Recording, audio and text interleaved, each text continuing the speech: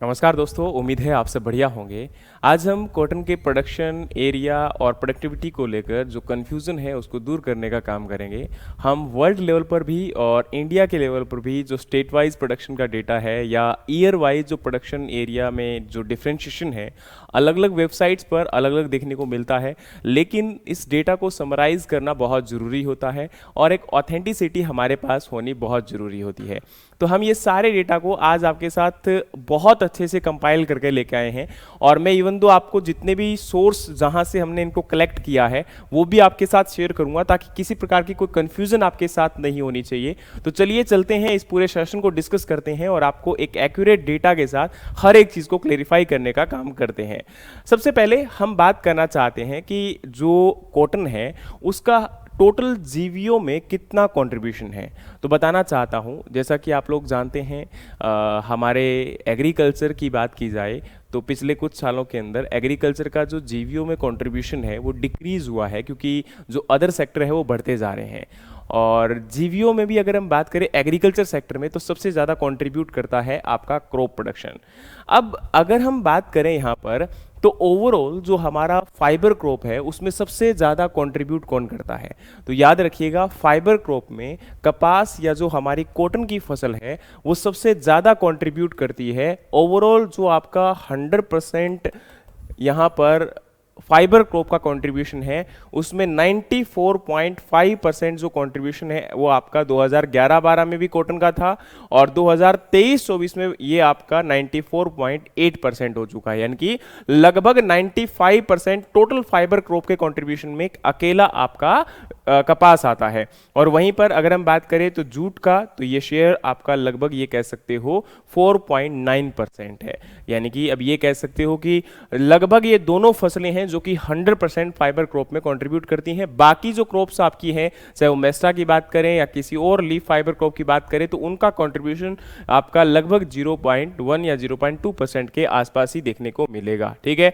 चलिए, तो ये रहा आपका यहाँ पर कंट्रीब्यूशन। तो इसमें आप लोग देख सकते हो 2011-12 में 94.5% कंट्रीब्यूशन था कॉटन का, कपास का। जूट का जो है 5.1% था, लेकिन जूट का परसेंटेज आपका डिक्रीज हुआ है और जो हमारा रिमेनिंग फाइबर था उनका 0.4% था, तो आपका 0.03% हो चुका है, यानी कि ये आपका डिक्रीज हुआ है। लेकिन कॉटन का परसेंटेज आपका इंक्रीज हुआ है, यानी कि कॉटन अपने आप में काफी एक इंपॉर्टेंट यहाँ पर रोल प्ले कर रही है। चलिए, ये तो था आपका जीवीओ कंट्रीब्यूशन। लेकिन वहीं अगर हम बात करें तो एरिया और प्रोडक्टिविटी में ग्लोबल लेवल पर इंडिया की क्या स्थिति है, तो बताना चाहता हूं प्रेजेंट टाइम में आपके सामने जो डेटा है 2022-23 और 2023-24 का है। वर्ल्ड की अगर हम बात करें तो आपका एरिया में सबसे ज्यादा अगर आपको देखने को मिलेगा तो वो आपका इंडिया में ही देखने को मिलेगा, क्योंकि इंडिया में सबसे ज्यादा आपका एरिया है और सबसे ज्यादा आपकी यहां पर यील्ड की बात करें तो वो इंडिया की नहीं पॉसिबल है, क्योंकि इंडिया के बजाय वो आपकी जो रैंक यहां पर देखने को मिलेगी वो चाइना की है। ठीक है, देखो प्रोडक्टिविटी में आपका पिछले सालों के मुकाबले अगर हम बात करें तो एरिया हमारा भारत का काफी अच्छा खासा है, लेकिन एरिया ज्यादा होने के बावजूद भी हमारे भारत की जो प्रोडक्टिविटी है यानी कि पर हेक्टेयर जो आपका प्रोडक्शन है वो उतना ज्यादा हमारे इंडिया में नहीं हो पाता। उसका कारण है क्योंकि हमारे इंडिया में एक तो मॉडर्नाइजेशन उतना अच्छे से अडॉप्ट नहीं किया गया है, या ये कह सकते हो जो लैंड होल्डिंग साइज है वो काफी कम है, लेकिन लैंड होल्डिंग साइज तो चाइना में भी कम है, लेकिन वहां पर मॉडर्न टेक्नोलॉजी मॉडर्न इक्विपमेंट का काफी अच्छे से यूटिलाइज किया जा रहा है। हम लोग आज भी ट्रेडिशनल या ये कह सकते हो मैनुअली काफी चीजों के ऊपर डिपेंड करते हैं और हमारा जो एग्रीकल्चर है वो काफी हद तक मानसून डिपेंडेंट है। हम लोग इसको खरीफ या मानसून डिपेंडेंट एरिया में जब ज्यादातर ग्रो करवाते हैं या रेनफेड एरिया में ग्रो करवाते हैं। आज भी हमारे कॉटन का लगभग 60% एरिया ऐसा है जो कि रेनफेड कंडीशन में ग्रो करवाया जाता है। तो सोच सकते हो वहां पर बारिश आएगी तभी फसल का उत्पादन हो पाएगा। ये कई कारण है जिसकी वजह से भारत की जो उपज है, भारत की जो प्रति हेक्टेयर या प्रति एकड़ आपकी प्रोडक्शन है वो काफी हद तक कम है। ठीक है, तो ये डेटा आपका आईसीएसी जर्नल के अकॉर्डिंग है, वर्ल्ड का डेटा है। और वहीं पर जो कॉटन की प्रोडक्टिविटी है 2019-20 से लेके 2021-22 तक अगर हम बात करें तो अगेन आपको देखने को मिलेगा कि आपका जो चाइना है वो नंबर रैंक 1 पर है और उसके बाद में आपका यहाँ पर जो है नंबर 1, फिर ब्राजील 2 और उसके बाद में आपका यहाँ पर टर्की थर्ड नंबर पर और फोर्थ नंबर पर आपका है मैक्सिको, ठीक है। लेकिन इंडिया की रैंक अभी आपकी काफी पीछे है, आप लोग देख सकते हो मीन भी आपका काफी यहां पर ऑन एन एवरेज बहुत कम है, ठीक है। चलिए, और वहीं पर प्रोडक्शन की बात करें तो प्रोडक्शन में आप लोग देख सकते हो टोटल वर्ल्ड का जो प्रोडक्शन है 2023-24 के अनुसार वो 24.58 मिलियन मेट्रिक टन है। लेकिन अगर हम इंडिया की बात करें तो उसमें से आपका 5.50 यानी कि सेकंड रैंक पर है आफ्टर द चाइना। यानी कि भारत आज प्रोडक्शन के मामले में, उत्पादन के मामले में, टोटल जो प्रोडक्शन हो रहा है, क्योंकि एरिया इंडिया के पास काफी ज्यादा है, प्रोडक्टिविटी हमारी कम है पर हेक्टेयर पर एकड़ के अंदर, लेकिन आज भी जो प्रोडक्शन ओवरऑल है वो काफी आपका ज्यादा है, ठीक है। लेकिन हम लोग सेकंड रैंक पर है आफ्टर द चाइना। अब बात करें तो आपका इंडिया का हम लोग डेटा देख लेते हैं। ये वर्ल्ड के तो कंपैरिजन हो गया, वर्ल्ड में तो इतना ही आप लोगों से पूछा जाएगा, लेकिन आज प्रेजेंट टाइम में हमारे स्टेट के अंदर, हमारे कंट्री के अंदर क्या स्थिति है ये हमें देखना पड़ेगा।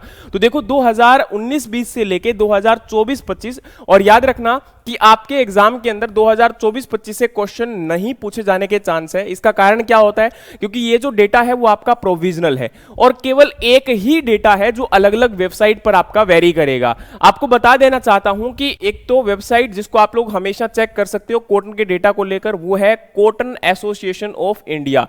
हमारे भारत का सारा जो एक्यूरेट डेटा है वो आपका एक तो इस वेबसाइट पर मिल जाएगा, और दूसरी एक वेबसाइट है जिसको, जहां पर आप लोग कोई भी प्रोडक्शन के रिलेटेड या एरिया के रिलेटेड डेटा को आप लोग ऑब्जर्व कर सकते हो, और वेबसाइट का नाम है उपज। ये दोनों वेबसाइट है जहां पर आपको एक्यूरेट डेटा मिलेगा, लेकिन जो प्रोविजनल डेटा होता है, देखो जब तक फाइनल डेटा नहीं आता तब तक क्या होता है कि अलग अलग वेबसाइट पर वेरी करता है। तो ये जो डेटा है वो आपका अलग अलग वेबसाइट यानी कि इन दोनों के ऊपर भी वेरी करेगा। और इवन दो एक आपका वेबसाइट नहीं बोलूंगा, लेकिन संसद के अंदर जब आपका किसी भी क्वेश्चन का आंसर दिया जाता है, या फिर आपके जब किसी पर्टिकुलर आपको बताया जाता है कि भारत में इतना प्रोडक्शन हो रहा है, इतना नहीं हो रहा है, तो उसके अनुसार भी अगर हम बात करें तो ये डेटा आपका वेरी करेगा। लेकिन 2023-24 का डेटा इन तीनों जगह पर आज भी आपका सेम है और ये डेटा में कोई भी वेरिएशन नहीं है। तो आप लोग देख सकते हो, जब हम ओवरऑल यहां पर प्रोडक्शन की बात करते हैं तो सबसे ज्यादा जो प्रोडक्शन है 2023-24 के अनुसार वो रैंक आपका फर्स्ट है गुजरात का। लेकिन मैं बताना चाहता हूं कि गुजरात 2024-25 में, क्योंकि अब आपका पिछले साल जो उत्पादन है गुजरात में वो काफी कम हो गया था, इसलिए आपका 2024-25 में आप जहां भी देखोगे तो गुजरात की रैंक आपको सेकंड ही मिलेगी। लेकिन अभी तक मैं आपको बताना चाहता हूं कि यहां पर आपको याद जो करना है वो मेजरली फोकस करना है 2023-24 के डेटा के अनुसार, और उसमें आपका फर्स्ट रैंक यहां पर गुजरात का है और सेकंड रैंक जो है वो महाराष्ट्र का है। ये आप लोगों को याद रखना है, ठीक है।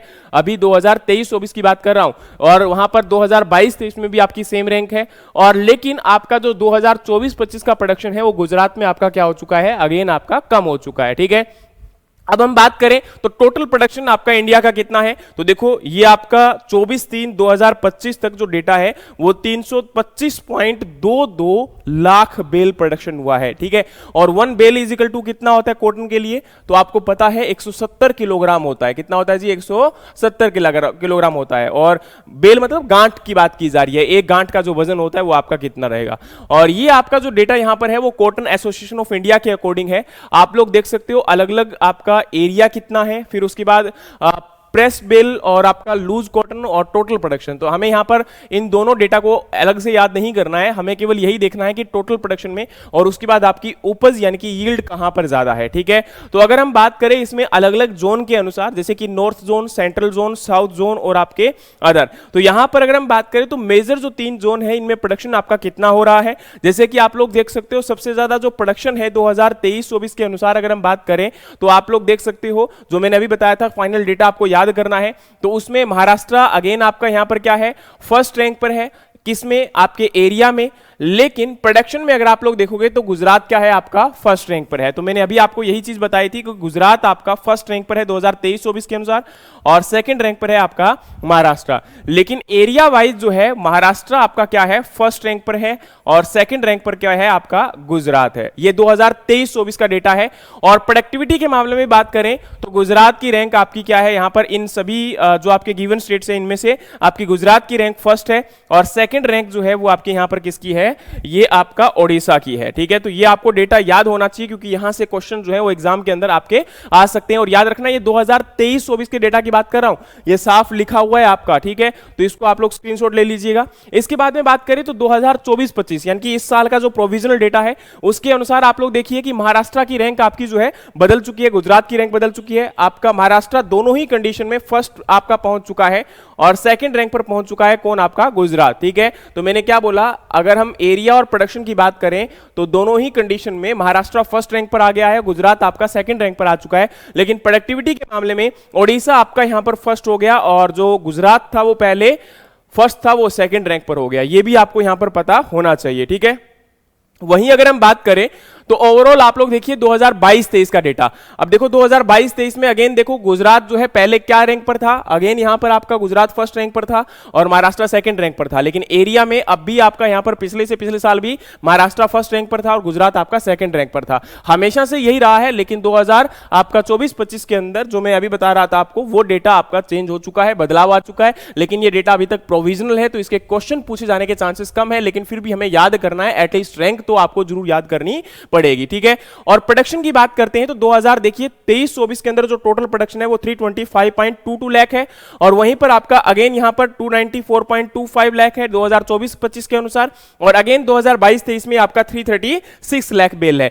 लेकिन अब यहां पर ये जो डेटा है वो उपज के अनुसार है। अब देखो इसमें भी आपको देखने को मिलेगा कि जो मैं रैंक आपको बता रहा था प्रोडक्शन के अंदर, तो ऑल इंडिया लेवल का 2023-24 का प्रोडक्शन ये कितना है? 325.22 लाख है और प्रोडक्शन में 2022-23 में कितना है? 336 आपका 6 लाख बेल है। तो ये प्रोडक्शन तो सेम हो गया, अभी मैंने बताया था आपको, देखो 2022-23 का 2023-24 में सेम है। और ये डेटा आपका उपज का है, वो डेटा आपका कॉटन जो है एसोसिएशन ऑफ इंडिया के अकॉर्डिंग था। लेकिन 2024-25 के आंकड़ों में आपको बदलाव मिलेगा, वहां आपका 296 I think so something lakh bale का प्रोडक्शन था, ये आपका 306 है। और एरिया में भी आपको बदलाव देखने को मिलेगा 2024-25 में, क्योंकि दोनों की रिपोर्ट में अभी प्रोविजनल डेटा आपका है, आपका फाइनल डेटा दोनों में ही अभी तक नहीं आया है। तो ये हमें ध्यान रखना है कि आपको यहां पर जो क्वेश्चन है वो ज्यादातर 2023-24 के अनुसार आएंगे, एरिया वाइज और आपके प्रोडक्शन के वाइज। ठीक है, तो ये आप उम्मीद है कि याद कर लोगे। और मैंने जो बताया था कि गुजरात की रैंक आपकी क्या है, अगेन यहां पर फर्स्ट रैंक है प्रोडक्शन में और सेकंड रैंक है महाराष्ट्र की। ठीक है,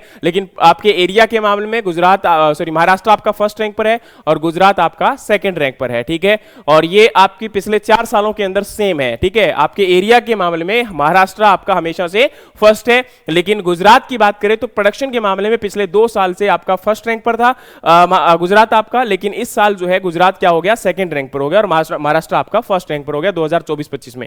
और ये भी डेटा आपका यहां पर जो है दिया गया है, किसके अनुसार है? ओवरऑल याद कर लीजिएगा, टॉप 5 स्टेट है, आपके उपज के अनुसार टोटल प्रोडक्टिविटी के मामले में है। ठीक है, तो आपका एरिया प्रोडक्शन 2024-25 का है, तो मैं आपको बोलूंगा कि ये आप लोग याद ना करें तो कोई दिक्कत यहां पर आपको नहीं आने वाली है। फिर हमारी बारी आती है जी स्टेट वाइज एमएसपी की। अगर हम बात करते हैं तो ऑपरेशंस के अकॉर्डिंग आप लोग ये देखिए कि ये जो डेटा है तो आपका प्रिक्योरमेंट कितना हुआ है। प्रिक्योरमेंट का मतलब होता है कि आपका कितना यहां पर प्रिक्योर किया गया। आपको पता है प्रिक्योरमेंट एजेंसी कौन सी है? कॉटन के लिए जो प्रिक्योरमेंट एजेंसी है वो कॉटन कॉर्पोरेशन ऑफ इंडिया है, सीसीआई है। ठीक है, जिसके अंडर में सारा जो कॉटन है वो आपका क्या किया जाता है? प्रिक्योर किया जाता है। तो अब अलग अलग स्टेट में जो प्रिक्योरमेंट हुआ है कॉटन का, वो सबसे ज्यादा कहां पर हुआ है? तो देखिए 2023-24 के अंदर जो कॉटन का प्रिक्योरमेंट हुआ है वो सबसे ज्यादा तेलंगाना में देखने को मिल रहा है, हमारा 24 लाख बेल का। ठीक है, सेकंड रैंक पर अगर आप लोग देखोगे तो महाराष्ट्र है 2.44 लाख बेल का, और जो मध्य प्रदेश है वहां पर आपका 1.27 लाख बेल का। ठीक है, तो यानी कि आपके प्रिक्योरमेंट के मामले में पिछले अगर कई सालों में आप लोग देखोगे तो लगभग आपको एक स्टेट यहां पर हाईएस्ट मिलेगा, वो है तेलंगाना। 2019-20 के अंदर ये महाराष्ट्र आपका फर्स्ट रैंक पर था, सेकंड जो है तेलंगाना था। लेकिन प्रिक्योरमेंट के मामले में 2020-21 और उसके बाद 2023-24, 2024-25 इन सभी में ही जो फर्स्ट रैंक है प्रिक्योरमेंट, मतलब आपके किसानों से डायरेक्टली सीसीआई के द्वारा जो परचेज किया जा रहा है कॉटन का, उसका डेटा ये आपके सामने है। ठीक है, और ये आपका 26/3/2025 तक का डेटा है, आप लोग जरूर याद कर लीजिएगा। ठीक है, और क्या है? During the cotton season 2021-22 and 22-23 market price were over and above the MSP rate, hence procurement under MSP was nil. यानी कि अब क्या था, अब आपको पता है कि ज्यादातर यहां पर आपके प्राइवेट ट्रेडर्स भी प्रेजेंट होते हैं जो कि क्या करते हैं, आपके कॉटन को परचेज कर सकते हैं। तो इस केस में क्या होता है कि अगर मार्केट का प्राइस ज्यादा होता है तो किसान किसान उन लोगों को बेच देते हैं जो उनको ज्यादा प्राइस देते हैं। और 2021-22 और 22-23 में यही हुआ था कि मार्केट के अंदर कॉटन का एमएसपी से भी अबव रेट पर प्राइस जो है वो मिल रहा था, इसलिए किसानों ने प्रिक्योरमेंट की बजाय ज्यादा फोकस किया। प्रिक्योरमेंट का मतलब है कि डायरेक्टली गवर्नमेंट को या सीसीआई को क्या किया जा रहा है, आपका प्रोडक्शन जो है वो हैंडओवर किया जा रहा है at the rate of MSP. ठीक है, तो ये आपको यहां पर ध्यान रखना है। अब बात करें तो आपके अलग अलग मेजर्स जो लिए जा रहे हैं किसके द्वारा, गवर्नमेंट के द्वारा, जो है किस प्रकार से आपके कॉटन प्रिक्योरमेंट को आपके फार्मर से इंश्योर किया जा सके। तो 2024-25 कॉटन सीजन के अंदर आपके cotton corporation of India has opened 508 procurement centre across the 152 districts in 12 cotton producing state. 12 cotton production states के अंदर 152 डिस्ट्रिक्ट के अंदर 508 प्रिक्योरमेंट सेंटर को ओपन किया गया था 2024-25 के अंदर। On the spot Aadhaar authentication यानी कि ओटीपी और बायोमेट्रिक डिवाइस के द्वारा मैंडेटरी कर दिया गया था फार्मर का रजिस्ट्रेशन। इसके अलावा ए न्यू एसएमएस सर्विस जो है वो लॉन्च की गई थी 2024-25 के दौरान, जब कॉटन सीजन आपका चल रहा था। अभी तो आपको पता है 25-26 का चल रहा है ना, पिछले साल की बात हो रही है जब कॉटन का आपका सीजन कंप्लीट हो गया था और उसकी प्रिक्योरमेंट की जा रही थी। ठीक है, तो फार्मर्स को डायरेक्टली उनका जो बिल था वो जनरेट होकर नोटिफिकेशन पहुंचता था, पेमेंट का कंफर्मेशन उनके पास पहुंचता था। ठीक है, जो कि उनका नंबर डायरेक्टली आधार कार्ड से अटैच था उस नंबर पर। 100% पेमेंट जो है वो डायरेक्टली आपके आधार कार्ड लिंक बैंक अकाउंट के अंदर ही की गई थी कॉटन फार्मर्स को। और इसके लिए आपका जो है एक पोर्टल यूज किया गया था, नेशनल ऑटोमेटेड क्लियरिंग हाउस। ठीक है, और इसके अंदर आपके फार्मर को एमएसपी रेट पर ही उनको जो है प्रिक्योरमेंट की गई थी। कोट एलआई एक मोबाइल एप्लीकेशन है जो कि यहां पर 9 रीजनल लैंग्वेज में अवेलेबल है। इसको यूज किया गया था लोगों के बीच में अवेयरनेस जनरेट करने के लिए, कि फार्मर को बताने के लिए कि एमएसपी कितना चल रहा है, आपके नियर अबाउट प्रिक्योरमेंट सेंटर कौन सा है, आप कहां पर अपने प्रोडक्ट को बेच सकते हो, आपकी पेमेंट आई कि नहीं आई। इन सब के लिए आपकी एक एप्लीकेशन है, एप्लीकेशन का नाम है कोट एलआई। तो ये एप्लीकेशन को जरूर याद कर लेना, क्योंकि यहां से हो सकता है पूछ लिया जाए कि अभी फार्मर को गाइड करने के लिए प्रिक्योरमेंट सेंटर कहां है, एमएसपी के बारे में गाइड करने के लिए, पेमेंट को ट्रैक करने के लिए कौन सी एक मोबाइल एप्लीकेशन है जो कि आपकी बनाई गई है। तो एप्लीकेशन का नाम क्या है आपका, कोट एलआई। ठीक है, अब वहीं अगर हम बात करें तो एमएसपी कितना है, मिनिमम स्पॉट प्राइस। तो देखो सभी क्रॉप का तो याद करना ही है, साथ में कॉटन का आपको याद करना है। अभी प्रेजेंट टाइम में 2025-26 में जो कॉटन का एमएसपी दिया गया है वो मीडियम स्टेपल के लिए है 7,710 रुपए, और आपके लॉन्ग स्टेपल के लिए दिया गया है जी 8,110 रुपए। तो ये याद कर लीजिएगा। बाकी एमएसपी की बात करें तो आपका पिछले साल था मीडियम स्टेपल के लिए 7,121 रुपए और 7,521 रुपए था आपका